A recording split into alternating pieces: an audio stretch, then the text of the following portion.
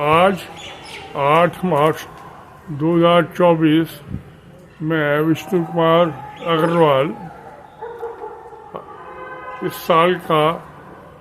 International women day celebrate कर रहा हूँ, जैसे कि मैं पिछले 8 सालों में करता रहा हूँ। इसका मतलब ये है इंटरनेशनल वुमेन डे का कि एम्पावरमेंट ऑफ वुमेन, कि कैसे हम महिलाओं को सशक्तिकरण करें। उनको एम्पावरमेंट करने के लिए, सशक्तिकरण करने के लिए ये आवश्यक है कि औरतें, महिलाएं अपने घरों से बाहर निकलें और समाज के हर क्षेत्र में, हर फील्ड में अपना योगदान दें, क्योंकि दुनिया में जितनी आबादी है उसकी आधी जो संख्या है वो महिलाओं की है। तो जिस समाज में महिलाएं बढ़ चढ़ कर सामाजिक कामों में हिस्सा लेंगी, वही समाज जो है, वही देश तरक्की कर पाएगा। इसलिए आवश्यक है कि हम जो है सब महिलाओं की मदद करें, उनका सम्मान करें और उनको इस चीज़ के लिए एनकरेज करें कि वो बच्ची घर की गृहस्थी के छोड़कर, घर के अंदर छोड़कर समाज के बाहर के कामों में हिस्सा लें। उस जैसे उनकी आर्थिक नौकरी करें, अपना बिजनेस चालू करें, तो उससे उनकी समाज की और उनकी महिलाओं की निजी भी तरक्की होगी। अब हिंदुस्तान में दुनिया की सबसे बड़ी क्रांति पिछले 10,000 साल में, जब से ह्यूमन ने आदमी बसना चालू किया, गांव में आके बसा, उसके बाद जब लोकतंत्र हुआ, यहाँ पे गणराज्य बने, जैसे वैशाली का गणराज्य था जो आज से लगभग 3,000 साल पहले था, और औरतों को उसमें पंचायतों के, ग्राम पंचायतों में वोट डालने का, मेंबर बनने का, प्रधान बनने का हक मिला। मगर सबसे बड़ी क्रांति जो हुई है ये हुई है कि 1993 में भारत के संविधान में, जो डेमोक्रेटिक संविधान है, शायद दुनिया का सबसे बड़ा लिखित संविधान है, कॉन्स्टिट्यूशन इंडिया, रिटन कॉन्स्टिट्यूशन है, जिनमें फंडामेंटल राइट्स दिए गए हैं और फंडामेंटल ड्यूटीज दी गई हैं। तो उसके मुताबिक जो है 1993 में महिलाओं के लिए, क्योंकि वो पुरुषों के मुकाबले चुनाव में मुकाबला नहीं कर पाती थी, बहुत सी उसकी वजह थी, उनके लिए सीटों का रिजर्वेशन किया गया। 1993 में 3 टायर की विलेज पंचायत है, विलेज पंचायत, ब्लॉक समिति और डिस्ट्रिक्ट बोर्ड,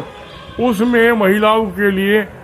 30% रिजर्वेशन किया गया। मगर पिछले 30 साल में आस्ता आस्ता बढ़ के वो लगभग 50% हो गया। इसी तरह से जो म्यूनसिपल बॉडीज हैं, जो म्यूनसिपल कमेटीज हैं, म्यूनसिपल कॉरपोरेशन है, उनमें भी 50% जो है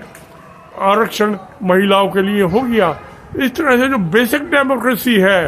बेसिक डेमोक्रेसी होती है जो ग्राम की पंचायत, शहर की नगर पालिका, उसमें महिलाओं को आरक्षण मिला, और पिछले 30 साल में वो बढ़ते बढ़ते तो बहुत सी महिलाएं समाज की इस राजनीतिक के क्षेत्र में आई, और उससे महिलाओं का योगदान रहा और समाज में तरक्की हुई। इसके अलावा 1913 के कम्युनिस्ट एक्ट में ये प्रावधान किया गया कि हर कंपनी में, जो रजिस्टर्ड कंपनी है, उसमें एक वुमेन डायरेक्टर होगी। हालांकि ये कानून तो बन गया, मगर इसमें पूरी तरह अमल नहीं हुआ। इस मामले में जिन सरकारों ने कानून बनाया था वही सबसे बड़े डिफॉल्टर हैं। सरकारी कंपनियों में वुमेन डायरेक्टर जो है, आज भी 2-4 कंपनियों को छोड़ के उनमें वुमेन डायरेक्टर आज भी नहीं है। तो इसलिए आवश्यक है जो पार्लियामेंट से कानून बना, संविधान में संशोधन हुआ, तो उसके मुताबिक ये बने कि वुमेन डायरेक्टर्स बने कंपनियों के, जिससे ये कंपनियों में, चाहे सरकारी कंपनी हो चाहे प्राइवेट कंपनी हो, तो उससे महिलाओं को और जो इंडस्ट्री के क्षेत्र में, बिजनेस के क्षेत्र में आगे बढ़ने का, अपना योगदान देने का मौका मिलेगा। इसके अलावा पिछले साल 2023 में भारत की संसद ने जाते जाते एक प्रस्ताव पास कर दिया, एक कानून बना दिया संविधान संशोधन करके, कि 1/3 of the seat in parliament, मतलब कि लोकसभा में और स्टेट असेंबलीज में महिलाओं के लिए सुरक्षित कर दी, आरक्षित कर दी, रिजर्व कर दी, जो कि मैं समझता हूँ 2-3 साल में लागू हो जाएगा, क्योंकि जब सेंसस होगा अभी 2021 का सेंसस नहीं हुआ जो हर साल होता है, आज 24 हो गया, शायद अगले साल हो जाए या इस साल भी सेंसस हो सकता है। उसके बाद 1-2 साल में फिर उस सीटों का डेलिमिशन होगा, डिमार्केशन होगा, उसके हिसाब से सीटें बढ़ेंगी। पार्लियामेंट हाउस में ऑलरेडी जो नई संसद बनी है उसमें इस हिसाब से कि जो अब नई डेलिमिशन होगा उसमें संसद सदस्यों की संख्या बढ़ेगी राज्यसभा में, लोकसभा में, इसलिए उनके लिए ज़्यादा कैपेसिटी की बनाई गई है। तो जब ये नीचे के लोएस्ट टायर से लगा के, विलेज पंचायत से लगा के, म्यूनसिपल बॉडी से लगा के, विधानसभाओं में, स्टेट की राज्य की विधानसभाओं में और देश की पार्लियामेंट में, लोकसभा में रिजर्वेशन होगा महिलाओं के लिए, तो इससे बड़ी कोई क्रांति शायद दुनिया में कभी हुई नहीं है। और इसका बहुत बड़ा फ़ायदा जो है, हिंदुस्तान जो है दुनिया का सबसे बड़ा डेमोक्रेटिक कंट्री है और इसमें महिलाओं के दान से ये 4 चांद लग जाएंगे भारत की संसद में, लोकतंत्र में, इंसानियत के अंदर ये बहुत बड़ा काम होगा। इसके अलावा ये तो सब हुआ कानूनी बात, मगर जो महिलाओं के फंडामेंटल राइट्स हैं, जैसे कि मैं ये बार बार कह रहा हूँ अपने वीडियोज़ में, अभी मैंने सुप्रीम कोर्ट के चीफ जस्टिस को भी लिखा है, भारत के राष्ट्रपति को भी लिखा है कि जो सिटीजन है वो महिला भी एक सिटीजन है और वोटर भी है महिला, उनके फंडामेंटल राइट्स हैं। अगर जो आपने एक महिला के पति को जेल में डाल दिया तो महिलाओं के आपने फंडामेंटल राइट्स में जो एक परिवार के सदस्य है उसके अपने पति के साथ जो संबंध है, बच्चों के साथ संबंध है, आपने उसके फंडामेंटल राइट की हत्या कर दी। ऐसे ही एनफोर्समेंट डायरेक्टरेट ने, सीबीआई ने या इनकम टैक्स डिपार्टमेंट में पॉलिटिकल रीजन से अपोनेंट्स से रूलिंग पार्टी जो है उनको गिरफ्तार करा देती है, मुकदमा नहीं चलाती, उनके सालों सालों जमानतें नहीं होती। तो इससे डेमोक्रेटिक हमारे भारत के संविधानिक कॉन्स्टिट्यूशन इंडिया के जो डेमोक्रेटिक कॉन्स्टिट्यूशन उसका हत्या हो जाती है, उसका मर्डर हो जाता है। और दूसरी चीज़, जब महिलाओं ने या पुरुषों ने सबने मिलके वोट डाल के अपने जनप्रतिनिधि चुने पार्लियामेंट के लिए या स्टेट असेंबली के लिए या विलेज पंचायत के लिए या म्यूनसिपल बॉडी के लिए, तो आपने उस इलेक्टेड कैंडिडेट को जेल में बंद कर दिया। तो वो कैसे, जिस फोरम के लिए वो चुनाव जीता है,